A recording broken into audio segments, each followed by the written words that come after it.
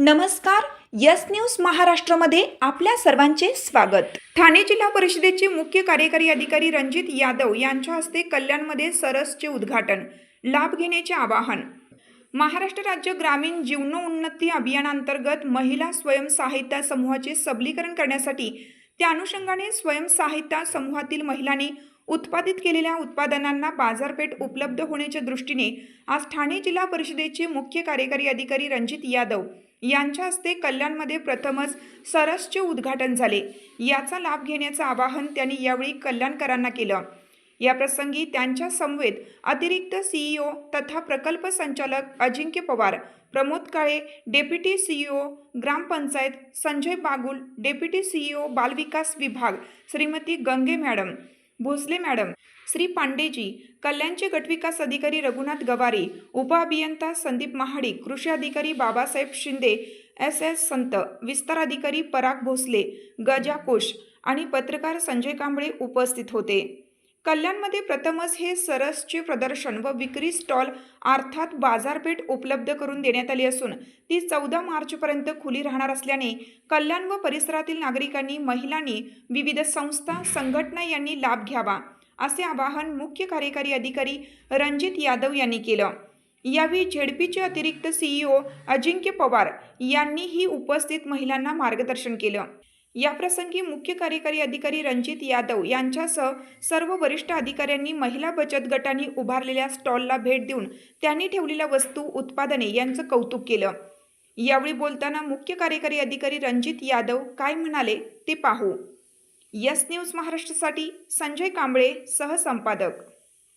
Financial independence आणि autonomy म्हणजेच आर्थिक स्वातंत्र्य आणि स्वायत्तता. आर्थिक स्वातंत्र्य कसं येईल? ज्यावेळी तुम्ही स्वतः कमवायला लागेल आणि ह्या कमवणारा जो पैसा येईल तुमच्याकडे, त्याचा पैशाचा यूज कुठे करायचा याची तुम्हाला ऑटोनॉमी किंवा स्वायत्तता असेल. तर हाच खरा उद्दिष्ट आहे. खरं तर बचत गटाचं नेटवर्क महाराष्ट्रामध्ये खूप चांगल्या प्रकारचं आहे. त्यातल्या त्यात जर आपल्या ग्रामीण भागामध्ये बघितलं तर बचत गट म्हणलं जातं की एक नेटवर्किंग, म्हणजे डे टू डे गावातील महिलांना एकत्र बसून भविष्यासाठी काहीतरी करता येणं याचं एक माध्यम आहे बचत गट. यातून दोन गोष्टी साध्य होतात की स्वतःवर एक तुमचा कॉन्फिडन्स होतो, कारण आपण बघितलं की काही महिला, मी आता जस्ट व्हिजिट करत होतो, काही US ला जाऊन आले, अमेरिकेला जाऊन आले, काही त्यांचे प्रोडक्ट्स परदेशात जातात.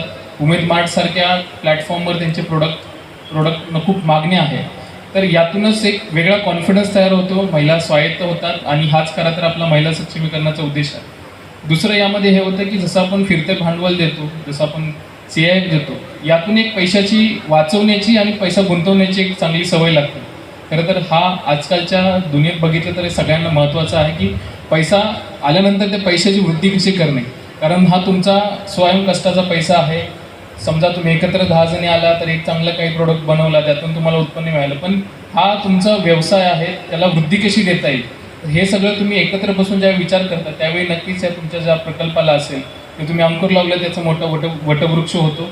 तर आज आपण येथे कल्याण या भागामध्ये बहुतेक पहिल्यांदाच इथे आपण सरसचा कार्यक्रम घेत आहोत. मागच्या बहुतेक ठाण्यामध्ये झाला होता, यावेळी आपण दुसरीकडे आलेलो आहे. पण कल्याणसारख्या ठिकाणी देखील तुम्हाला एक चांगलं दर्जेदार मार्केट प्लेस, बाजारपेठ उपलब्ध करून देण्याचा आम्ही प्रयत्न केलेला आहे. त्याबद्दल मी DRDA आणि MSRMचं खूप आभार मानतो की त्यांनी कमी काळात हे चांगल्या प्रकारचं आयोजन केलेलं आहे.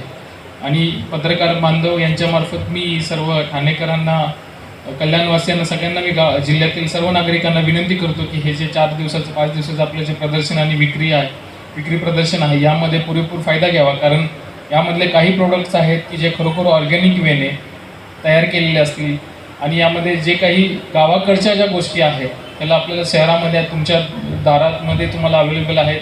तर याचा सर्वांनी फायदा घ्यावा. येणाऱ्या महिलांना मी खूप शुभेच्छा देतो की तुमचं हे 4 दिवसांमध्ये तुम्ही नवीन काहीतरी शिकाल. पैसे तुम्ही कमवालच किंवा तुमची वृद्धी होईलच, पण नवीन काहीतरी शिकाल. जसं पवार साहेबांनी सांगितलं की मार्केट आणि तुम्ही जो ग्राहक असतो त्याच्याशी नेटवर्किंग कसं वाढवाल, तर ज्या काही गोष्टी होतात त्या तुम्हाला अनुभवातूनच शिकायला मिळतील. तर हा अनुभव देखील तुम्हाला इथे येईल. सर्वांना शुभेच्छा. जय हिंद, जय महाराष्ट्र. तुमची साथ आमची. यस न्यूज महाराष्ट्र चॅनलला लाईक करा व सबस्क्राईब करायला विसरू नका.